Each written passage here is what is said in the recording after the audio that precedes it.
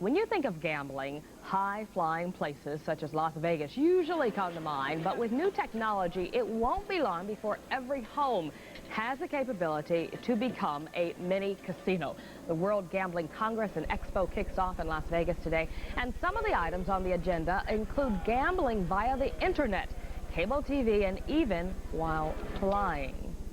Cities like Detroit hope the gambling will help pull them out of an economic slump, but in a world where the ability to gamble is literally at everyone's fingertips, who ends up losing? John Kindt, a professor of business administration at the University of Illinois, joins us from our NBC News Bureau in Chicago with some thoughts on that. Welcome to you.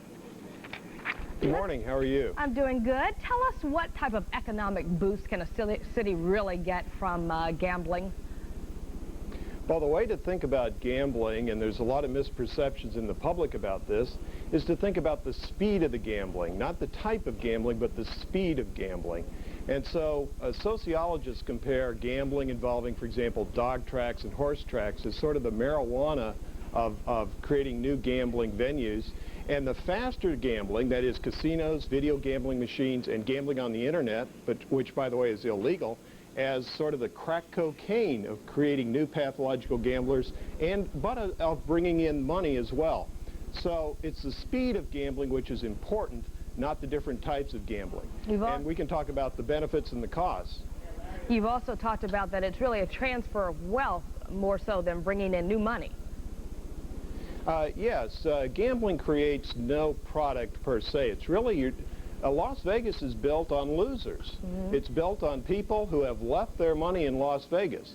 But the way to think about this is if you put a fence up around Nevada, that economy would collapse within 6 months to a year. The reason it would collapse is because it makes its money off of 80 to 90% tourists who are coming into that economy, dropping their money and taking all of the social problems back to the other 49 states. So it works for Nevada, but it's not going to work for Detroit. It wasn't going to work for Chicago. That's why it's not here. Wasn't going to work for Bridgeport, Connecticut. That's why $1 billion casino is not in Bridgeport. So is it realistic then to assume that if gambling were able to flourish in a certain community like it has done in Las Vegas, that in essence then that community would be known for gambling and people would flock there, or no? Well, the way to visualize gambling is, for example, let's take the casino, which is one of the fastest forms of gambling. Okay. People focus and the industry focuses on just that economic flash in that area. And remember that casinos are now coming to America's heartland. This is not the Las Vegas model. This is not where you bring in tourists who drop their money. This is taking money out of the pre-existing economy. And when that happens, for every tax revenue dollar that you have coming in, the social welfare costs are at least $3 to the taxpayers. And for each one job that you're creating, which can be thousands of jobs, you're losing between 1 and 2.75 jobs from the rest of the economy. Now, why does that occur? It's because people in the surrounding communities are spending 10% less on food, 25% less on clothing, and 37% have dipped into their savings in order to gamble. That translates into lost jobs and lost economic opportunities out of the rest of the economy. When you think about gambling via the internet or sitting in front of your TV on cable TV, having that type of access, then do you really have the presentation of some type of problems, the addiction that can occur? Good question. Remember that internet gambling has maximized the acceptability of gambling. It maximizes the accessibility of gambling. It's illegal under Title 18 of the United States Code. It's not permitted right now, but there are lots of monetary interests which are trying to promote this type of gambling. It would be a very accessible gambling. It would be in your face, in the workforce, in every school, in every home. People would have a tough time with this. The negatives associated with gambling are the ABCs: addictions, bankruptcies, crime, and corruption.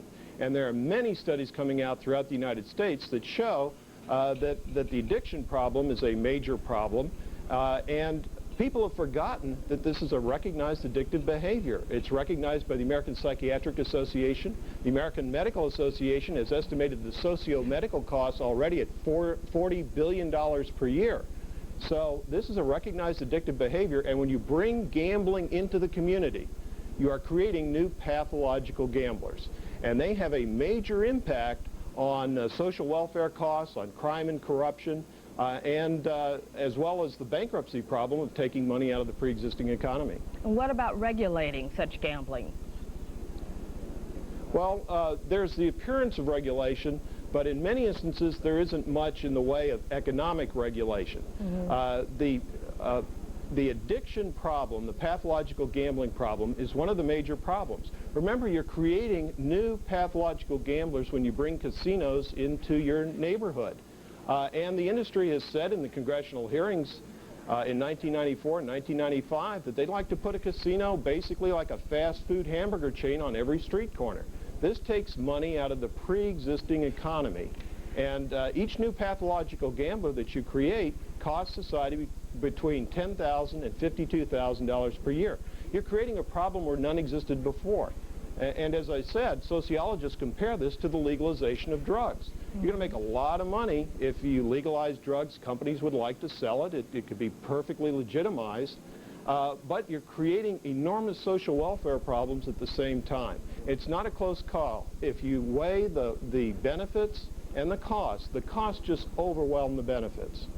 John Kindt, a professor of business administration at the University of Illinois, joining us this morning to talk about gambling. Thank you so much. Appreciate it. Thank you. In our next hour of Morning Blend, gambling, politics, and casinos on Native American reservations and the political influence some tribes have in keeping profits all to themselves.